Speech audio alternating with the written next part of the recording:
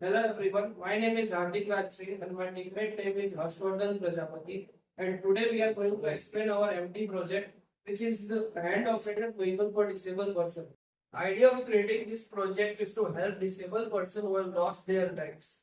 This this project helps to move person in all directions with the help of handles and the pedal. The height of the project is low, so the people can sit easily on it. If we can see this project from downside, a chain is attached from the back pedals to, as we can see this project from the downside, a pedal is attached from the chain and which is going from the back tire. It will help the vehicle to move in the directions. And the handle is attached in the front, it will helps to move the vehicle left and right.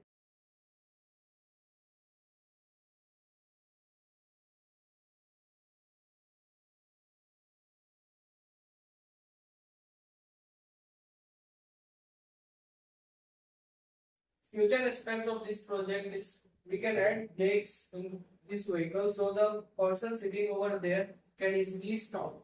And another we can add a GPS so it can also helps to navigate the person to go here and there. So that's from my side. Thank you.